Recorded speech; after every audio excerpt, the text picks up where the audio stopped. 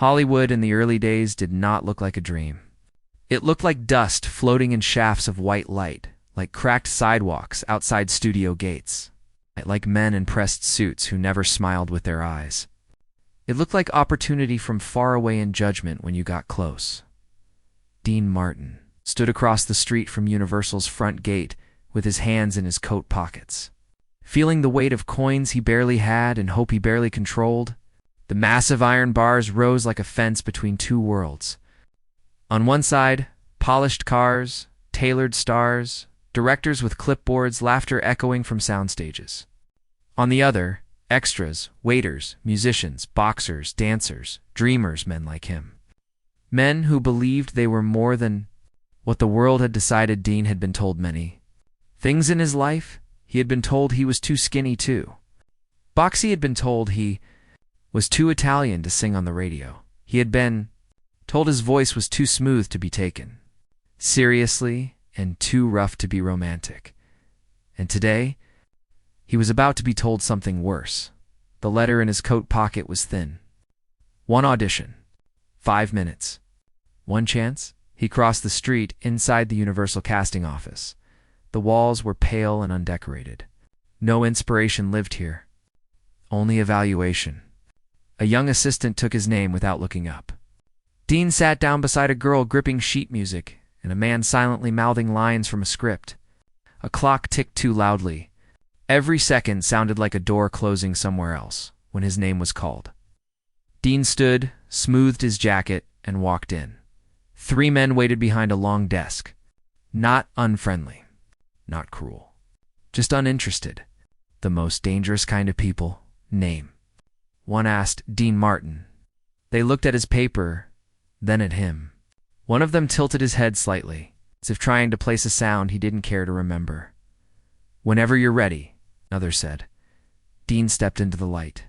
It was bright, honest. There was nowhere to hide. He sang, not loudly. Not dramatically. He sang the way he always did, like he was talking to one person, not a room. Like the song was a confession instead of a performance. His voice carried warmth, restraint, and something deeper than technique. Longing. He finished and let the silence sit. One man leaned back. Another whispered something. The third tapped his pencil once, then set it down. "Thank you," he said. That was it. Dean nodded politely and turned to leave. "Son," one of them added. Dean paused. The man didn't raise his voice. Didn't insult him. Didn't sneer. He spoke the way people do when they believe they are being helpful. "You've got a pleasant voice," he said. "But this is motion pictures. Faces sell first." And, well, his eyes swept Dean from hairline to jaw.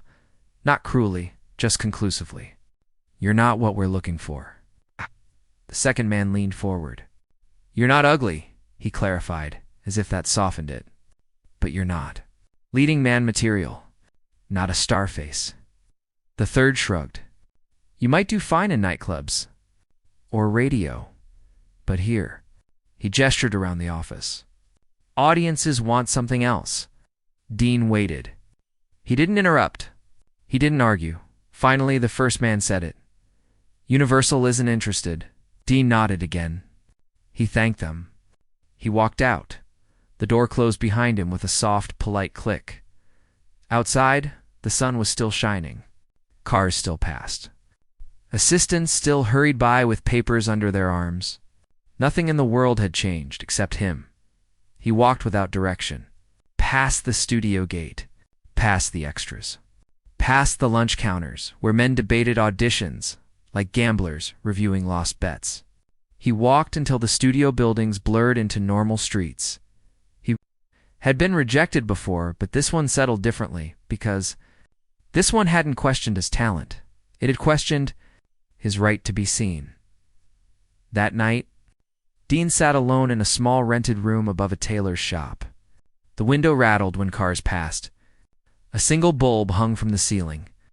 His suit jacket lay folded on the chair like a thing that had failed him. He replayed the audition not with anger, but with confusion. He had sung well. He knew he had. Not perfectly, but honestly and honesty, he had always believed, mattered. He thought of his father. Hands scarred from labor telling him, if you're going to do something, do it so well they can't laugh at it. He thought of his mother humming while she cooked, never knowing anyone beyond their apartment. Walls would one day hear her son sing.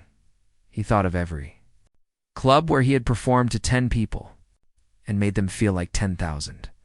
And he thought of the way that man had looked at him, not with dislike, but with decision, not star material. The words echoed not because they were cruel, but because they were final. Dean stood and walked to the mirror above the sink. He studied his face the way casting directors did.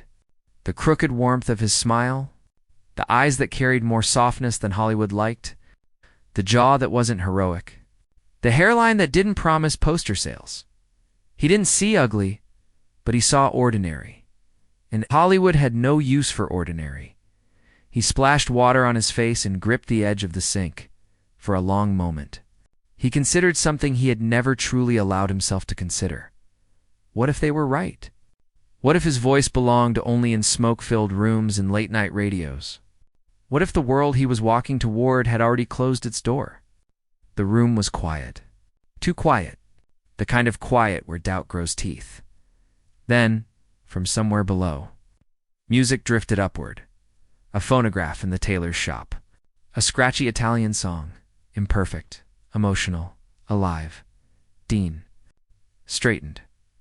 That song had never asked permission to be beautiful. It didn't care if it fit. It existed because someone had felt something and refused to keep it inside. Dean sat back down, picked up the cheap notebook he used for lyrics, and opened it. He didn't write a song. He wrote a promise. If I am not what they expect, he wrote, then I will become what they can't ignore. The next weeks were not glorious. They were small. He took more nightclub jobs. Worse ones. Louder ones. Places where people talked over music and clinked glasses like percussion. Places where singers were decoration, not attraction. He sang anyway. Every night, like the room deserved his best, even if it didn't know it. He studied. He watched comedians, dancers, actors. He learned timing, silence, space. He learned how laughter breathed, how sadness lingered, how charm was not in perfection, but in permission for people to feel something without shame. Slowly, something changed. Not in Hollywood. In him, he stopped trying to sound impressive. He started sounding real. He stopped trying to look like a star.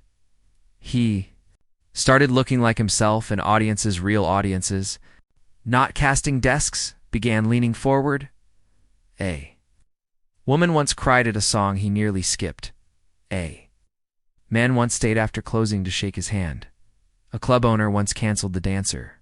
So Dean could sing longer. Small things, but stars are born from accumulation, not explosions. One evening, after a late show, a thin man in a worn coat approached him. You ever think about movies? The man asked. Dean smiled politely. Once, the man studied him. Not like a buyer. Like a listener. You don't look like them, he said. Dean's smile faded. But you don't sound like anyone, the man continued. That matters more. He handed Dean a card. Not Universal. Not a studio, an independent producer, a nobody, but nobody's billed the next. Some bodies. Dean looked at the card for a long moment after the man left. The streetlights buzzed. The club door shut behind him. Another night over, he slipped the card into his pocket. Universal had closed a door, but something else had quietly opened, and Dean Martin, once told he wasn't meant to be seen, began walking toward a future that would one day make Hollywood rethink what a star was supposed to look like.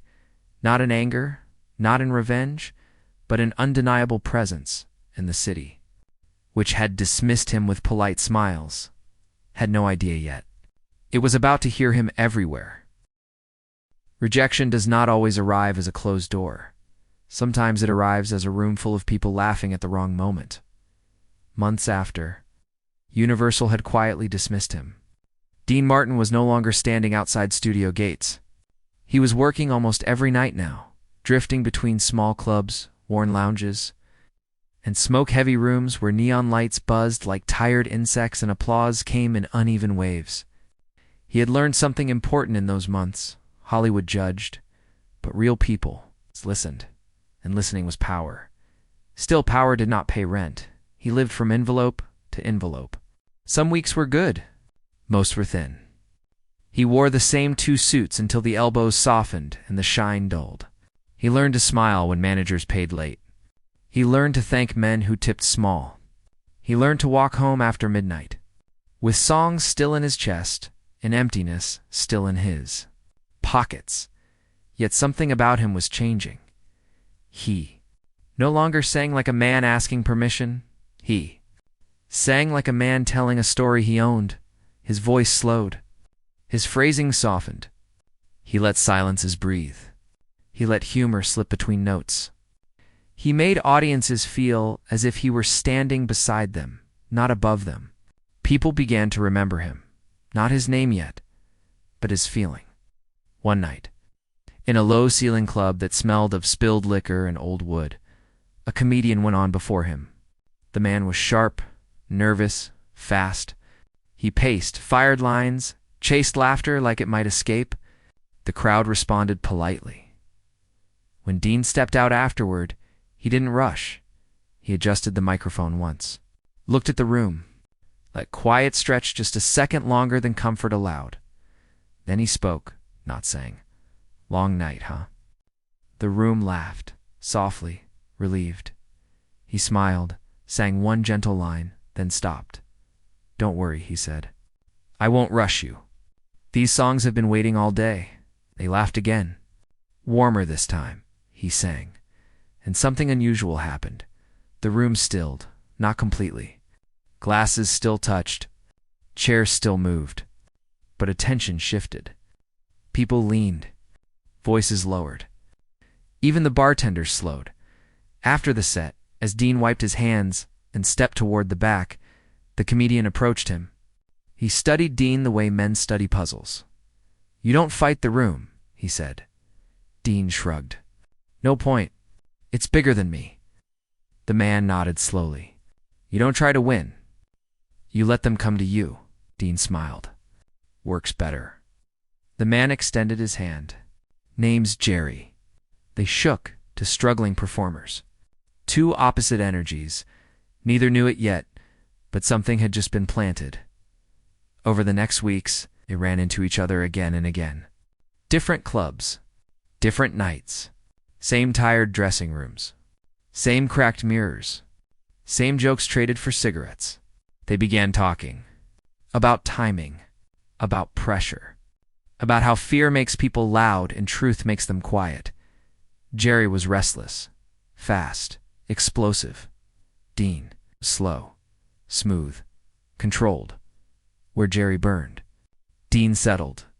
Where Jerry pushed, Dean pulled.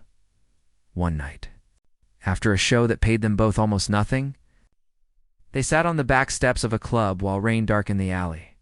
Jerry spoke what they both had been circling. "You ever think," he said, "that maybe we're not meant to do this alone?" Dean didn't answer right away. Partnerships were dangerous. They could lift you, or bury you. "What are you saying?" Dean asked. Jerry leaned forward, eyes alive. "I'm saying you disarm people. I shake them. You make them feel safe. I make them alert. You make them listen. What if we didn't go on one after the other?" Dean studied him. "What if," Jerry continued, "we went on together?" The rain tapped metal. Somewhere inside, a piano hit a wrong note. Dean exhaled. "You're a comedian," he said. "I'm a singer." Jerry smiled. "Exactly." They tried it a week later in a club so small the stage barely fit 2 men. No announcement, no plan. Jerry walked out first, fired a few quick lines. The room warmed. Then Dean stepped beside him. Instead of after him, he sang one line. Jerry interrupted him. Dean looked. Offended, the crowd laughed. Dean replied with a softer line. Jerry mocked the song. Dean deadpanned. The room laughed again louder. Something electric moved through the air. They weren't performing. They were colliding. Humor broke into music. Music slowed humor. Jerry's chaos bounced off Dean's calm. Dean's warmth softened Jerry's sharpness. It wasn't polished. It wasn't safe. But it was alive. They finished. Not to applause, but to surprise. People didn't clap at first. They stared, then they stood, then the sound came. Backstage, the owner stared at them like men who had knocked over a wall he didn't know was thin. Do that again tomorrow, he said. They did. The next night was louder. The third was fuller. The fourth had people waiting outside. Word spreads differently when it's confused. 2 guys, one sings, one jokes, but they're together. But it's different. Different was dangerous, and the industry does not love dangerous. Soon, whispers reached places with carpets. A small agency called them in. A man with a thin mustache and tired eyes watched them perform their routine in a bare office. When they finished, he nodded once. Funny, he said. Jerry grinned. Unusual, the man added. Dean waited. Hard to place, he finished. And there it was. Not rejection, suspension. They were sent to bigger rooms. Louder rooms. Rougher rooms. They performed where crowds were drunker, expectations lower, and failure louder. Some nights, they killed. Other nights, they drowned. In one casino lounge, a man shouted, "Sing, don't talk." When Jerry spoke in another, someone yelled, "Tell him to stop interrupting." They walked off stages to applause and to silence. One night, after a particularly brutal show where half the room talked through them, Dean stood in the alley behind the venue while Jerry paced. "This isn't working," Jerry snapped. "They don't get it." Dean stayed quiet. "They don't respect it," Jerry continued. "We're making fools of ourselves." Dean looked at the wet pavement, at their reflections breaking in puddles. "They laughed," he said. "Not enough." "They listened," Dean replied. "Not the right way." Dean finally met his eyes. "Jerry," he said calmly, "when Universal turned me away, they were very polite and very sure. I don't trust sure." Jerry stopped pacing. "I trust rooms that argue with themselves," Dean continued. "I trust confusion. Confusion means something new is happening." Jerry breathed hard. "You ever get tired?" he asked. "Every day you ever think about quitting?" Dean didn't answer immediately. Then he said, "I think about disappearing, but not about stopping." Weeks later, a larger venue booked them for a short run. More money. Bigger room. Industry tables. They were nervous. The audience was colder, sharper. Watching, they performed. The first 5 minutes were stiff. The next 5 cracked by the 10th. The laughter came in waves. By the end, people were wiping tears from laughing backstage. A man in a clean suit waited. He introduced himself as someone from a studio, not Universal. Another. "I didn't know what to expect," the man said honestly. "But I know what I saw." He turned to Dean. "You're not what they usually cast," he said. Dean felt the old echo. "But you are," the man finished. "What people watch." He handed them a card, not a promise, an opening, as he walked away. Jerry let out a breath he'd been holding for years. Dean stared at the card. Hollywood had not yet welcomed him, but it had begun to notice. And somewhere, in offices where faces were measured and futures predicted, a quiet mistake was forming because the man Universal once dismissed was building something they had never learned. How to calculate, not a look, not a type, but a presence, and presence. Once it takes hold, doesn't ask permission. Success rarely arrives clean. It arrives with noise, with rumors, with smiles that don't reach eyes, with invitations that feel like tests. The call came on a Tuesday afternoon when Dean was counting what little cash he had left on the small kitchen table. Jerry answered the phone. At first, he laughed. Then he stopped laughing. Then he covered the receiver and stared at Dean like a man looking at a ghost. "They want us," he said quietly. Dean asked. Jerry swallowed. "A national show?" For a long moment, Dean didn't move. A national show meant millions of living rooms. It meant studio lights instead of stage bulbs. It meant voices that could turn careers with a sentence. It also meant the people who once dismissed him might be watching the week before the broadcast. Passed like a held breath, they rehearsed in borrowed spaces. Empty theaters. Closed clubs. Hotel rooms where beds became stages and lamps became spotlights. Jerry sharpened his timing. Dean softened his. They argued. They laughed. They rewrote. They built pauses where laughter could land and silences where something deeper might settle. But beneath the work, something else moved. Fear, not of failing, of being seen. On the day of the show, they were led through hallways lined with framed faces. Men and women who had already made it. Who belonged. Assistants clipped microphones to their jackets. A woman powdered Dean's face. He caught his reflection in the mirror. For a second, he saw the man from Universal's office. The way his eyes had swept him. The way his mouth had settled. Not what we're looking for. Jerry noticed his stillness. "You good?" he asked. Dean nodded, but his chest felt tight. Backstage voices echoed from the audience. Laughter from a warm-up comic. Music cues. The smell of cables and makeup and electricity. A man in a headset approached them. "Keep it short," he said. "Quick pace. This crowd's sharp." Jerry smiled. "We're gentle." The man didn't smile back. They took their places. The curtain lifted. Light hit them like a wave. The audience was larger than any room they had ever faced.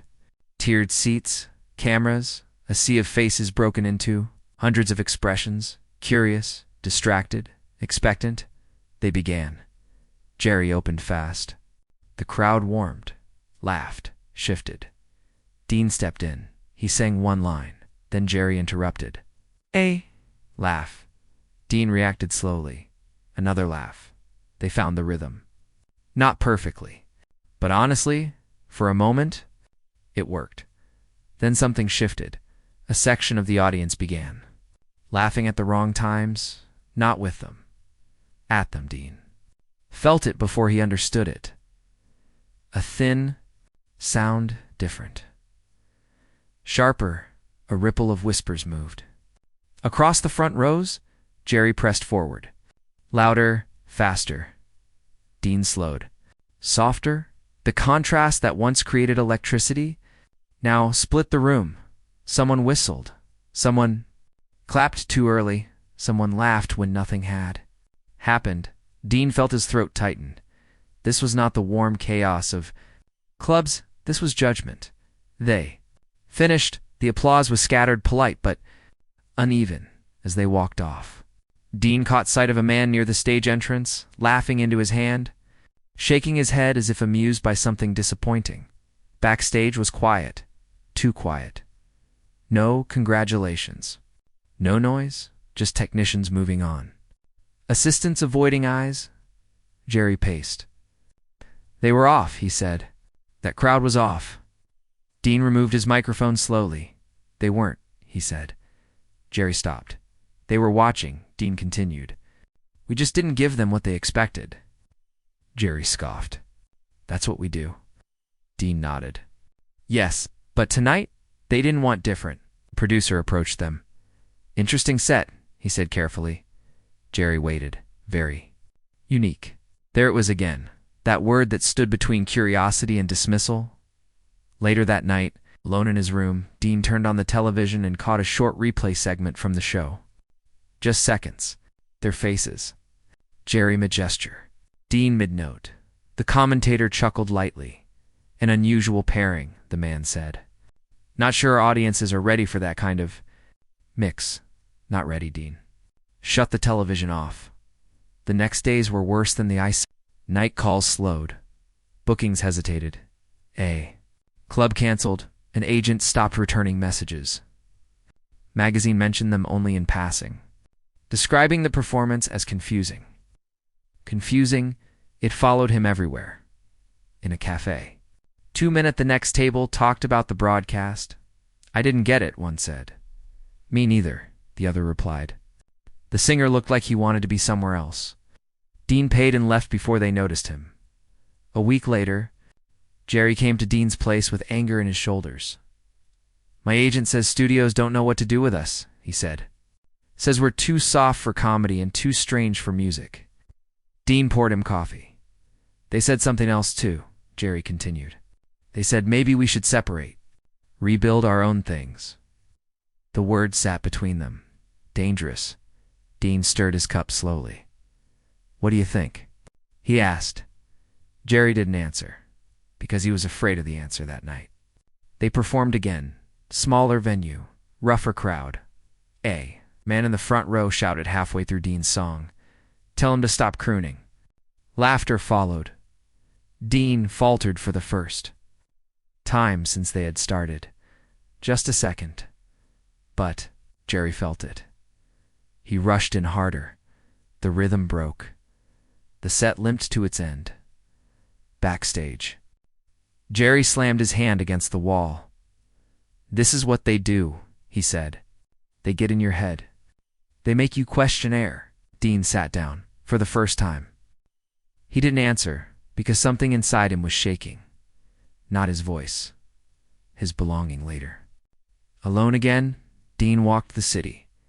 Past theaters, past studio gates, past the place where Universal had once closed a door with a polite click. He stood across the street from it. Again, the same iron bars, the same lights. Different. Man, he realized something. Hollywood. Hadn't rejected him this time. It had laughed. And laughter can cut. Deeper than silence, he leaned against a streetlight and closed his eyes. He remembered singing. For people who didn't care and making them. Care, he remembered women crying in clubs too small to matter. He remembered men staying after. Closing, he remembered why he sang. Not to fit, but to connect. When he returned home, Jerry was waiting on the steps. I don't want to stop, Jerry said before Dean could speak. Dean looked at him. But I don't want to lose what we have either, Jerry continued. Even if they never like it. Dean felt something ease. Then we don't chase them, he said quietly. Jerry frowned. What do we do? Dean thought of the Universal office. Of the national audience. Of the laughter that missed its mark, he said, we build something they can't talk over. Began rewriting, not to please, to deepen. They stripped parts away. Let moments breathe. Let Dean's stillness become the center instead of the contrast. Let Jerry orbit instead of collide. They worked until mornings. They failed. They argued. They found pieces again. And slowly, what emerged was not a routine. It was an identity. Something that didn't live between comedy and whim. Music, but beyond them, they booked a theater. On their own terms, one night only. No promises. Posters were small. Word of mouth was quiet.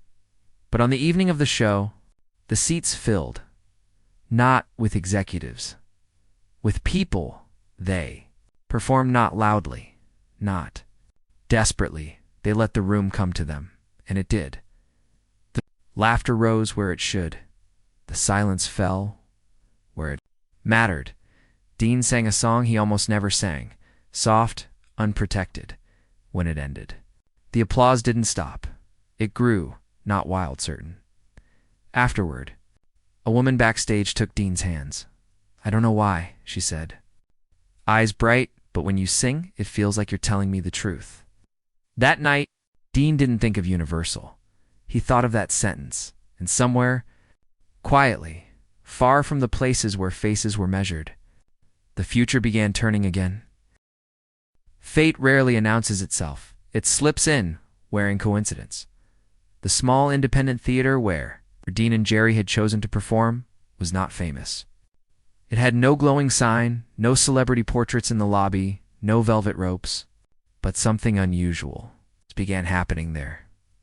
People returned, not because of advertising, because of feeling. A woman told her sister. A waiter told his customers. A cab driver told a late-night passenger. They didn't describe the act well. They struggled too. They just said, "You have to see it." And when people cannot explain something but insist on it, curiosity spreads faster than certainty. Within 2 weeks, the one-night show became 3, then 5, then sold out. They added matinees, late shows. Theaters across town asked if they could come. And every time, Dean and Jerry carried the same rule with. No chasing approval, only truth. The night that changed everything didn't feel important when it began. It felt like work. Dean adjusted his cuff. Backstage, while Jerry warmed his voice, the hum of a full audience drifted through the curtains. Dean closed his eyes for a moment, not in fear, but in gratitude. There was a time he had begged rooms to listen. Now, rooms waited. A stage manager leaned in. "There are people here from studios," he whispered. "Several." Jerry looked at Dean. Dean only nodded. They had learned not to bend. They walked on stage. The first laugh came. The second came warmer. By the third, the room was theirs. Jerry's energy bounced. Dean's calm anchored. They let the rhythm breathe. They let moments fall apart and rebuild. They were not performing a routine anymore. They were hosting a feeling. Then came the song. Dean stepped forward. No introduction, no joke, just silence. He sang slowly, as if every note had weight, as if every word had lived somewhere before it reached the microphone. The theater did something Dean had never heard before. It vanished. No coughs, no glasses, no shifting, only presence. When he finished, there was no immediate applause. There was a beat, then the room rose. Not clapping, standing, the sound came after like weather. Backstage, the atmosphere was no longer polite, it was alert. People. Weighted men in suits, who once made performers, Wait now stood near the wall, as if unsure where to place themselves. One of them stepped forward. He introduced himself. A major studio, not Universal. "We'd like to talk," he said. Dean thanked him. Another man approached. Another studio, then another. Cards changed hands. Voices lowered. Offers circled. Dean accepted none. He went home because something told him the real conversation had not yet arrived. It arrived 3 days later. The call did not come to his apartment. It came to the theater. A man with careful words asked if Dean Martin might be willing to visit an office to discuss possibilities.